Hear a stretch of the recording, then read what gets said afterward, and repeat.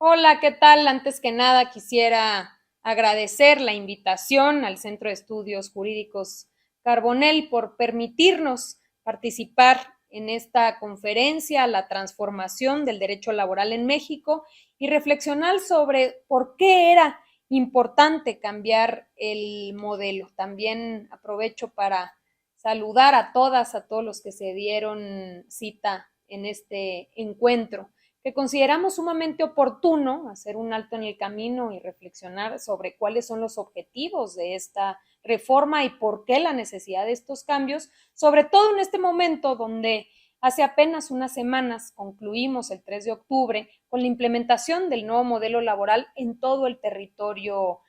nacional. Y por supuesto que ha sido un esfuerzo de Estado, de muchísimas instituciones y dependencias, pero también de trabajadoras, trabajadores, sindicatos, empresas, que son los actores principales de estos cambios. Considero que una de las razones por las cuales era urgente una transformación en el mundo del trabajo es que el modelo anterior se encontraba agotado, ya no era una vía para poder avanzar en la mejora de salarios, en la mejora de condiciones laborales y que esta apuesta por ser atractivos en México para poder traer inversiones y que llegaran empresas y se generaran empleos, ya no podía estar sobre la base de prometer salarios bajos, de prometer control sindical, que no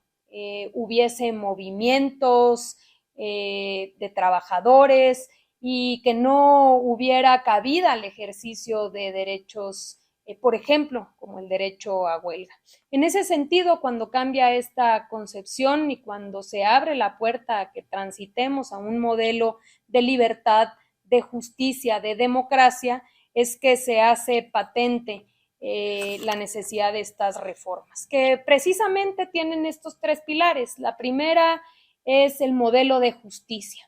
Estaba agotado de entrada porque se alejó muchísimo de los trabajadores para poder defender sus derechos, pero también de las propias empresas. Se convirtió en un modelo costosísimo, donde les complicaba muchísimo e incluso los fue orillando cada vez más a buscar recovecos en la ley o vías alternativas para no reconocer derechos, precisamente por lo complicado que pudiese ser el verse involucrado en un conflicto laboral. Se secuestró por parte de intermediarios que fueron los que ganaron de juicios interminables y también por el simple hecho de que las juntas de conciliación y arbitraje en esta conformación tripartita donde los propios empleadores, los sindicatos y los gobiernos, tanto federal como estatales, contribuían a ser juez y parte muchas veces en los conflictos. Por eso la importancia de darle independencia al modelo, de darle autonomía a partir del poder judicial, pero también de hacer una apuesta gigantesca por la conciliación. Es así que a partir de que cerraron las puertas las juntas de conciliación y arbitraje y se dio entrada a la solución de controversias a través de la conciliación en los centros de conciliación, es que se ha venido demostrando precisamente que esto puede darle mucho más agilidad al mercado laboral y que es posible, teniendo a las partes presentes, escuchándose los propios interesados, el poder resolver la enorme mayoría de los conflictos a través de esta etapa prejudicial. Para darles algunos datos, en la primera y segunda etapa, en las entidades federativas que ya tienen experiencia desde 2020, 2021, 75% de los asuntos se están resolviendo a través de esta etapa prejudicial, que es obligatoria porque las partes deben asistir y que asisten los interesados y no así los intermediarios, los abogados. Puede acudirse con un agente de confianza, sí, pero se trata de que los propios trabajadores, trabajadoras que consideran vulnerados sus derechos puedan escuchar una propuesta con las propias empresas donde lleguen a un punto de equilibrio que les evite un conflicto más adelante. En ese sentido, se echaron a andar los centros de conciliación de la mano de profesionales de la conciliación y también ya los tribunales laborales que le dan mucha transparencia y certeza sobre el principio de realidad, que quizá es de lo más importante. Los jueces escuchan a las partes, escuchan el desahogo de pruebas y en un periodo corto pueden resolver dando así fin a un juicio que en el anterior modelo podía durar muchísimos años. Esto implica no solamente certeza y certidumbre para las propias empresas, sino también el promover la defensa de los derechos laborales. Muchas veces el inhibir estas vías de justicia pues fueron generando precisamente que proliferaran muchas violaciones laborales que por no tener instituciones con credibilidad independientes, pues se fue haciendo a un lado. Otro de los pilares importantísimos tienen o están relacionados con la libertad y la democracia sindical. Pilares muy importantes. Cuando hablamos de libertad sindical, significa que cada una y uno de los trabajadores pueda decidir si pertenece o no pertenece a una organización, incluso si crea una nueva. La necesidad de este cambio deriva de que anteriormente pues era prácticamente obligado el pertenecer a la organización sindical que ya estaba definida en tu empresa, en tu fábrica. Y esto no permitía ningún tipo de alternancia. Tampoco estaba reglamentado los principios democráticos al voto personal libre, directo y secreto. Entonces las propias organizaciones a través pues de las cúpulas elegían a mano alzada, elegían a través de delegados y lo que menos importaba finalmente era pues la participación de los trabajadores. Esto fue pues desvirtuando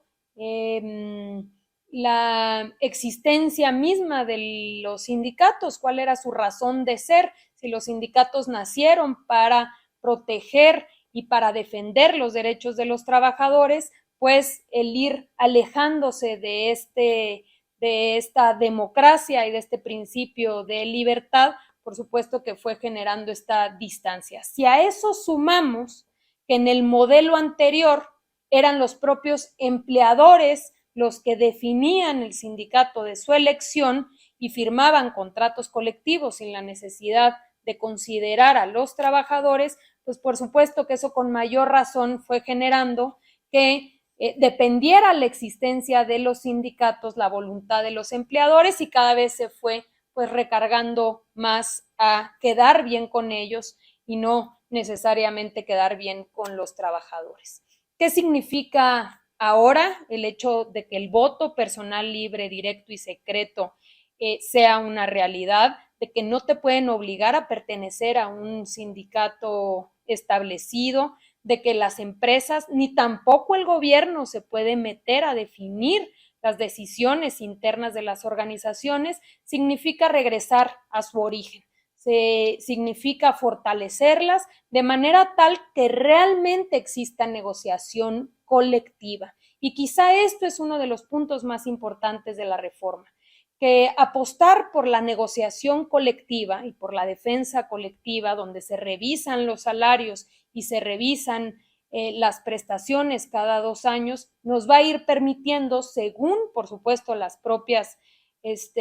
realidades que enfrenten las industrias, ir avanzando en la mejora de los salarios y las prestaciones laborales y también de los propios compromisos en términos de productividad y de paz en las propias empresas.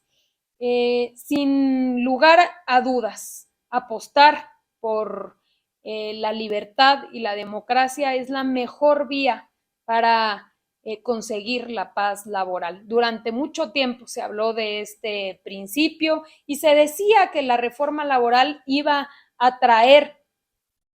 muchos disturbios, iba a generar un impas, iba a inhibir las inversiones. Estamos viendo en nuestro país no solamente los máximos históricos de inversión extranjera, sino que también estamos viviendo los máximos históricos en empleo formal, en salario promedio, y cada vez se va haciendo una realidad, una práctica cotidiana, la participación de los trabajadores en la vida interna de sus organizaciones. Para darles solamente una idea, se han legitimado más de 8,000 contratos colectivos que han sido consultados por los propios trabajadores, y más de 2 millones de trabajadoras y trabajadores participan todos los días de estas consultas. Hacer de la participación y la democracia la forma en la cual se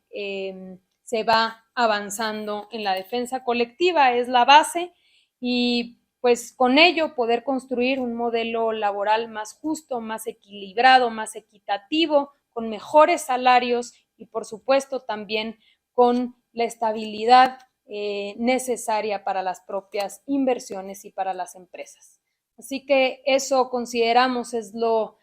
más importante, y nos da mucho gusto estos espacios de reflexión que se están generando precisamente para discutir, perfeccionar y consolidar este nuevo modelo laboral en nuestro país. Les mandamos un fuerte abrazo acá desde la Secretaría del Trabajo y Previsión Social del Gobierno de México.